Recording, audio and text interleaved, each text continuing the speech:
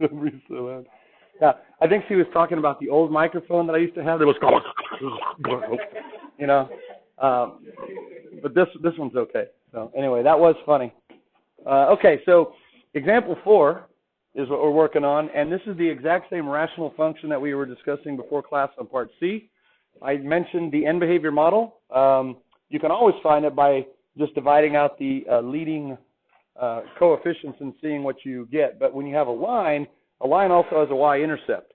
So what we know is we can get the end behavior by just knowing that it's a line with a slope of -2. But for graphing purposes, this line could be shifted up or down, kind of however. Let me see. I'll try that again with notability. It could be shifted up or down, so we need to find the y-intercept. And to do that, we're going to need more space. So that brings us to example 4.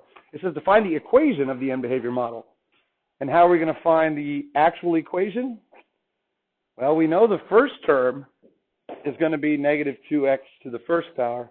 But how do you think we're going to go about finding the y-intercept of that line? Plug 0 in. 0 is going to give us the y-intercept of this graph, which is 7/9. And that's going to give us some very, very local behavior. So that won't necessarily give us the y-intercept of the end behavior model, but rather the y-intercept for the function itself. So, not a bad guess. What does this imply? It implies division, right? And so that's actually how you're going to find it. So let's review how to do long division of polynomials. You have to take the numerator, which would end up being the what? Dividend or divisor? Dividend, right? And so you write it inside the house in descending order. 4x cubed minus 2x squared plus 4x minus 7. And then the denominator ends up being the divisor. So -2x squared plus 5x minus 9. And synthetic division doesn't work here because you're dividing by a quadratic. Okay, so the way that you start is you ask yourself, how many times does -2x squared go into 4x cubed? Which is really the exact same question as what is 4x cubed divided by -2x squared? And the answer is what? -2x. Okay, so you write that on top there. You just see how many times this goes into here. Now, when you write -2x up there, bless you, you distribute. This is where you get all the other terms involved. So we get let's see, a positive 4x cubed. That one should be the same. And then we get what? A negative 10x squared. So I'll write that under the square term. And a positive 18x. All right, so what would be the next step in regular division? Subtract. And so in this case, we have to change all the signs all the way through, distribute the negative, and now we can add vertically. So we get 0 in the first column, and we get a -2 plus 10, that's a positive 8x squared, and 4 minus 18x gives us a negative 14x, and then you can bring down the -7. Now, notice that was a lot of work just to get the -2x. So if we're really only interested in the end behavior, whether it's going to infinity or negative infinity, you could grab that -2x very quickly the same way we did it up here on the previous example and get the correct end behavior. So going through all this trouble is really only to find what the actual equation of the end behavior model is, which is the next step. So we repeat it then. How many times does -2x squared go into positive 8x squared? -4 times. And again, if you're not sure, it's really just 8x squared off to the side divided by -2x squared, and you get -4. So -4 ends up being the y-intercept, not of h of x itself, but of the end behavior model, which ends up being a line. Yes? Whenever we distribute through, the next step is to subtract this right here. And to subtract, we have to distribute a negative all the way through so that we can add. It's just a little bit easier to change the signs and add rather than to remember to subtract. Now, if you stop right here, you have the equation you need. I am going to keep going, but let's come over here and just call that an asymptote. Now, because it's a line and not a horizontal line, we call a horizontal line asymptote a horizontal asymptote. This one has a pitch to it. It has a, what's another word for pitch? It's kind of a slanted. Yeah. So we call this a slant asymptote. And it's a line with a slope that is not 0 or infinity asymptote.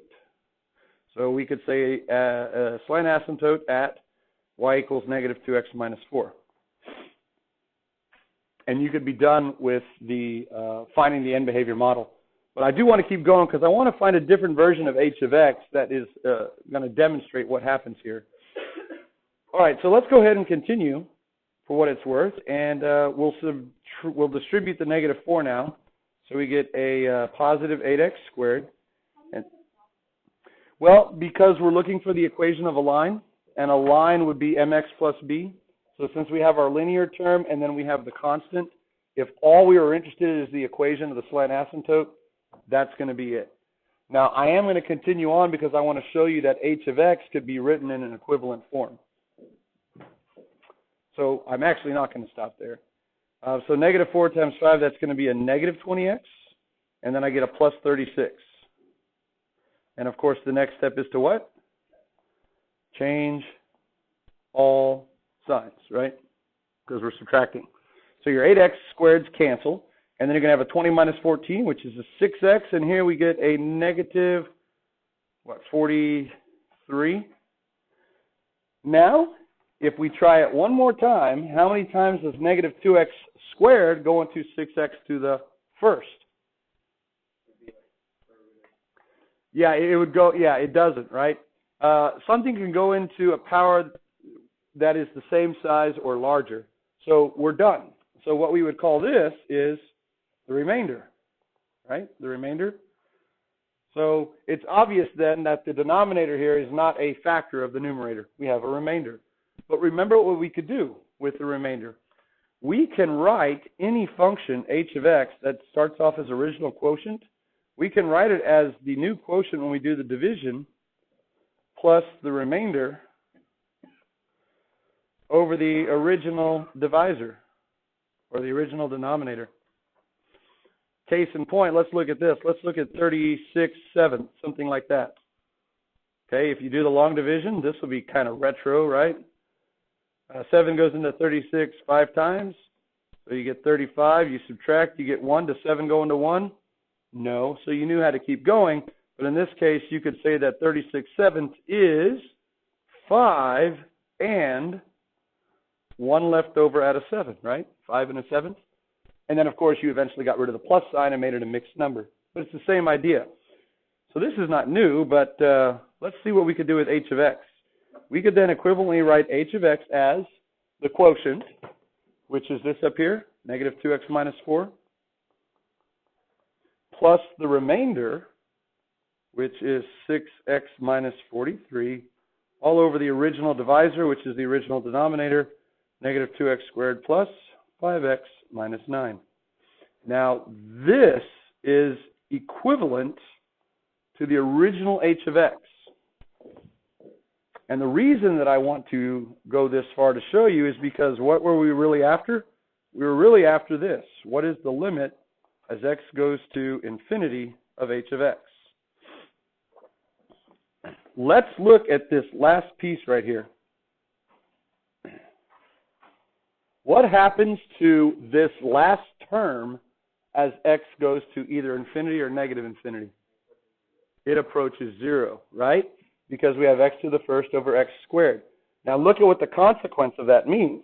For huge values of x, positive or negative, h of x begins to look more and more and more and more like what? If that is going to 0, what's left? Negative 2x minus 4. So that means if you're zooming out, you're not even going to see all the local behavior of h of x. You're just going to see the line negative 2x minus 4. Okay? Because this piece gets smaller and smaller, approaching 0. All right? So let's see what that looks like on the calculator.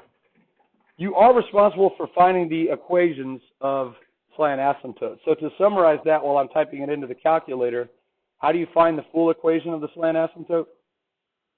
What process did we do? Log division. And if you were truly just after the equation of the slant asymptote, as soon as you get your linear term and your constant term, you can stop. You don't have to finish the division process. All right, let this load. It is kind of neat to zoom out a little bit.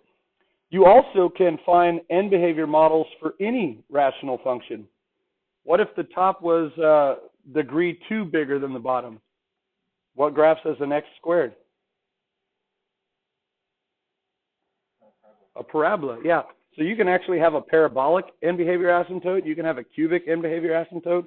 They all exist, but at this level, you're only responsible for finding the equation of the slant asymptote, the linear. So let's see what this looks like. 4x cubed and minus 2x squared. A lot of typing in. Plus 4x minus 7. If you have a calculator, feel free to play along, but I think for demonstration purposes, well, I'm going to have to abandon this idea. It was a good intention, but guess what happened? Yeah, it's frozen. And that was kind of a mainstay last year. Anyway, what's going to happen? Let's come back to here. What's going to happen then if we were to sketch it? You come down 1, 2, 3, 4. There's negative 4. That's the y-intercept. And then you would go up 2 and over 1. So right there and right there. So if you were to sketch it, it would look like this. And you're probably going to have a vertical asymptote somewhere. I'm not sure where they are, but there could be a vertical asymptote, let's say right here, hypothetically. And what's going to happen then is your graph is going to like live up in here. You might have a vertical asymptote. And what the slant asymptote does is it tells you not just that your y values in this case are going to go up to infinity as we go out to the left, but the slant asymptote also tells you how it's going to go to infinity. It's going to go to infinity along the path that is that line. That line now becomes essentially the stairway to heaven, essentially. And similarly on the bottom, it could live either in this little acute quadrant, or it could even live up here, you know. It doesn't really matter. It's all different. But if it does look like that, it's going to follow this. Hello, Addie. It's going to follow this slant asymptote down to negative infinity. So not only does it tell it where it goes, it tells us how it goes. This would become not the stairway to heaven, but the AC/DC highway to hell. There you go. Okay. So, and notice that you can see the local behavior. What do we mean by local behavior? Drunk people on the river? Maybe. X-intercept, Y-intercept, local minimum, vertical asymptote. Exciting, right? Lots of stuff happening. But if you were to zoom out, like this is you're like hovering over this and you see that, if you zoomed out more and more and more, you would not see the vertical asymptote. You would just see this general trend, and it would begin to look more and more and more and more like the line 2x minus 4. Okay, sweet. You've done it on your calculator?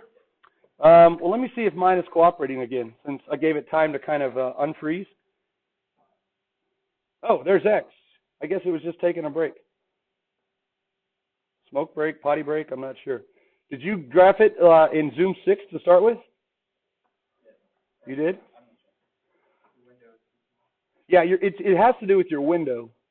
So there it is. Mine let me finally finish it. So whenever you're graphing something, Zoom 6 is your standard window. It's negative 10 to 10. Zoom 5 is your square window. So look how interesting it is locally. Ooh, look at that. Okay. So if you want to zoom out, I'm not sure how you zoomed out, Kevin, but there is a zoom out feature, number 3, and it zooms out with the same scale. So if you want to just zoom out with the, well, let's do something else first. Before I zoom out, let's come down here to y sub 2, and let's go ahead and graph negative 2x minus 4. And of course, if I graph it, you should see it kind of kissing the graph right around in here. Now, this is by no means the end of the graph, but you can already see the trend is for the actual blue graph to be approaching the red line. Now, if we hit zoom 3, which is zoom out, centered at the origin, if you just hit enter, you can see that happening. Let me do this as well. Let me turn the grids off. If you go to your X scale and turn it to 0, and you turn your Y scale to 0, then you don't get all those railroad tracks. So here comes the actual graph. And notice the local behavior is already becoming more and more obscured. If you zoom out again, zoom 3, around the origin, here comes the real graph. Oh, did you see the local behavior? Barely. It was just a little blip. Hit enter again. Oh, I don't even see the local behavior anymore. You see what I mean? They become closer and closer to the same graph. And what the heck, we'll do it one more time. See if you can see it blip at the origin. I didn't. Yeah. So there they are. That's the end behavior model. For huge values of x, you just look at the leading terms. And to divide them out, you can get the actual equation. Of course, we don't need to do that for the horizontal asymptotes, because for a horizontal asymptote, you end up with a constant already. Now, does that work as well for this? Let's talk about the end behavior model here, going all the way back to A. What would the end behavior model be for this one? We know that as x goes to infinity, it's going to approach 0. But if you just simplified those terms, what do you end up with? And where does the x end up? In the top or bottom? The top ends up in the bottom. Or, I'm sorry, the x ends up with blah, blah, blah, blah, blah. You end up with 3 over 5x, which, if you recall, that is a transformation of your 1 over x function, right? So if that's your end behavior model, look what happens. As we go out to the right, what is the end behavior model approaching? 0. From where? Above or below? Above. And as we go out to the left, it's approaching 0 from below. So it has the same effect for all functions. It's just a little bit quicker if you know that you're only interested in the value of the limit to analyze the leading terms. But to get the end behavior model, you can always do that. What would a quadratic end behavior model look like? Let's just make one up here. How about a 5x to the 5th minus 2x squared plus 1 over, how about 3x cubed plus who cares? All right? That thing can have like 3 vertical asymptotes because there's 3 cubic, or there's a cubic in the denominator. But what would the end behavior model be? Well, 5/3 x squared, right? And if you wanted the other pieces of the parabola, there might be an x term and a constant. Long division would give it to you. The c would affect the vertical shift of that parabola, and the b would affect the horizontal shift. But for all practical purposes, is 5/3 x squared a parabola that opens up or down? Up. So whatever that graph looks like, let me find space right here. Here's an x and y axis. You're going to have just a parabolic asymptote. Looks like that. And you might have a vertical asymptote here, let's say, and a vertical asymptote here. So just be aware that it's possible. You could have a graph that looks like this in the middle, but what would happen is then as it goes out like this to infinity, it's going to curve and follow the path possibly of this parabola, and it could live up here, vertical asymptote, and it could curve and look like that. So it's kind of the same idea. As you zoom out on something that looks like that, you're going to see less and less and less of this local behavior, and you're going to see more and more of the what? End behavior, and it's going to look just like the parabola. So end behavior models are great for analyzing the left and right side as x goes to plus or minus infinity. All right, so you're responsible for finding the full-fledged actual equation of horizontal asymptotes when they're the x-axis. Pretty easy, right? Y equals 0. Horizontal asymptotes when they're any other horizontal line. And, of course, when the top is bigger than the bottom by exactly 1 degree, you'll have what type of asymptote? Slant, and it's the equation of a line, mx plus b. Long division will give it to you. Okay, any questions on that? We're in here until 20 after, so we have 10 minutes left. Perfect. Let's look at example 5. Because these, I love to ask these types of questions. We know that we can analyze growth rates when we're going to infinity or negative infinity. But what do you notice about A other than the negative sign is missing? If you want to add that in there, it's 4x minus 2. There's a radical, right? There's a radical. And what's the root index? Cube root, fourth root, square root? It's a square root. So what types of numbers can we take square roots of? Positive, negative, 0. Even numbers? Odd numbers, as long as they're what? Positive, right? And in this case, we can't even take the square root of 0 because it's in the denominator. So anything that comes out of this radical on the bottom is going to be a positive number. Well, let's see what the limit is as x goes to infinity for f of x. The top is growing according to the linear function 4x to the first. Which one's growing faster, the top or the bottom? The bottom? Why? Because it's x squared? It's growing Not like x squared. It's growing like the square root of x squared, which is, yes, very good. So let's step back just a second here. If we're approaching some type of infinity, remember, it's only the leading terms that matter, whether they're under the radical or not. So we're really just looking at the 4x in the top and the square root of 9x squared in the bottom. Now that's the actual growth rate, but we have what I like to call the effective growth rate. How are they effectively growing compared to each other? The top is growing, for sure, a 4x to the first. But the bottom is growing according to a 9 square root of 9x squared, which of course is a 3x to the first. Yeah? And what do you know about the limit as x goes to infinity if it were truly just 4x to the first over 3x to the first? It would be what? It would be a horizontal asymptote. It would be approaching 4/3. And remember we said it doesn't matter if you're going to positive or negative infinity, because if they are truly the same degree, positive over positive or negative over negative, they're going to divide out and you're just left with 4/3. That is not the case when you have a radical, because what the denominator is actually doing is it's making any x that might be negative, what is it? Positive, right? Whereas the top is becoming the sign of whatever x actually is. See, if there were no radical, they're both negative or they're both positive. But in this case, the bottom is always positive, and the sign of the top determines the sign of the limit. So, whenever you see a radical, and you have an end behavior question, you want to get the number first, which would be by analyzing the effective growth rates, 4/3. But then you better come back and get the SIGN sign as a separate task. And I catch people on this every year, hopefully not y'all.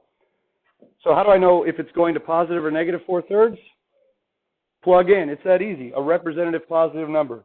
4 times positive is positive. The denominator is always positive because there's a plus sign out front. So it should be positive infinity. And it is. Or a positive 4/3, sorry. Now what happens if I have the limit as x goes to negative infinity of f of x? Well, by the same analysis, it's going to be some type of 4/3. And if it were truly just 4x to the first over 3x to the first, it would be the same 4/3 as the other one. But is it in fact positive 4/3? No, because look what happens if you plug in a representative negative number. 4 times negative is negative, and 9 negative squared is positive. So it makes it positive and it cuts it back down to size. So negative over positive is negative. So here's one that, like arctangent, remember, has 2 horizontal asymptotes. And it's affecting the graph differently on either side. Now, it's not always going to be plus and minus. Sometimes they could both be plus. Sometimes they could both be minus. You just have to check. And it's because of this. Here's an identity that we'll be kind of referring to quite a bit throughout the year. The square root of x squared acts just like the absolute value of x. It's an identity. So the bottom is always making it a particular sign, and it's only the top one that changes. So depending on the infinity, it might be plus or minus.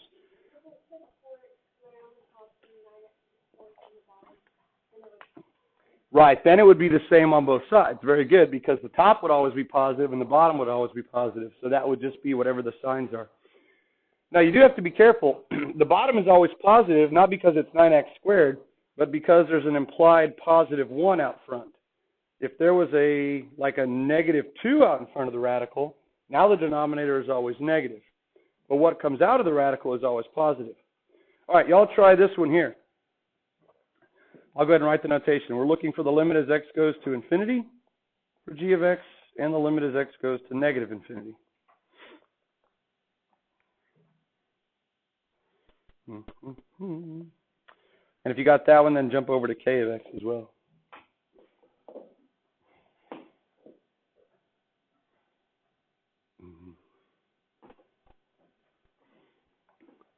You got a radical. Sign's going to change, possibly. Number first, sign second.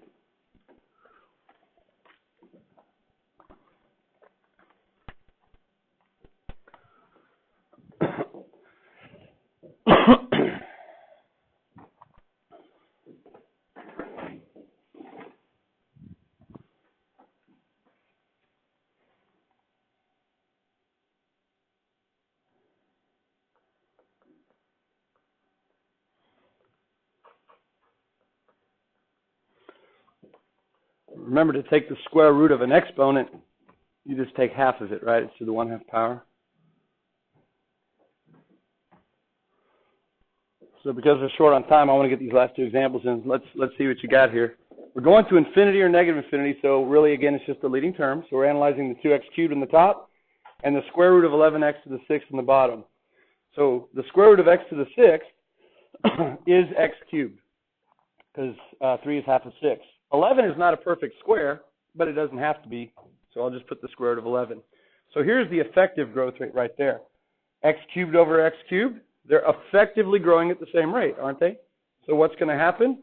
It's going to be approaching the quotient of the leading coefficients.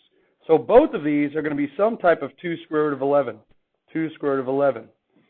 But because we have a radical again, it's acting kind of like the absolute value. It's keeping that sign.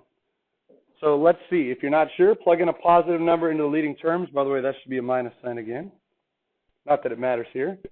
2 times positive cubed is positive. And the bottom is the positive square root of positive. So positive over positive is positive. So that's the limit as you go out to the right. And there's a horizontal asymptote at y equals 2 square root of 11. Is it the same as we go out to the left? If you plug in a negative number, 2 negative cubed is negative. And now the bottom, when you raise it to the 6th power, will become positive again. So now that's negative over positive, which is negative. So just like the previous one, it has 2 different horizontal asymptotes. One as you go out to the right, and a different one that's symmetric. They will be symmetric as you go out to the left. All right, now finally the last one. Look at this one.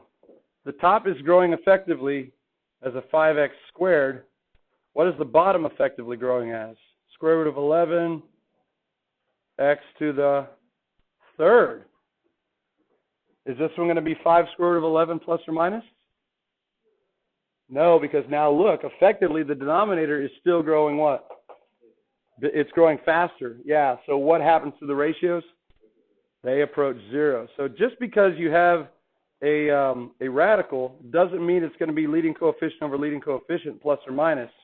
You actually need to do the work and analyze. These are both approaching 0. Now, one might be from above and one might be from below, and you can figure that out. But actually do the work. Practice these in your worksheet, because in the worksheet I put some more interesting ones there with some negatives all over the place. So your worksheet is due tomorrow from 1.2. We're going to finish 1.3 tomorrow, so there's another one a-coming. All right? Fun, fun, fun, fun, fun, fun, fun, fun. The next section is my favorite. It's all algebra. Never Not First and RatCon. That's right.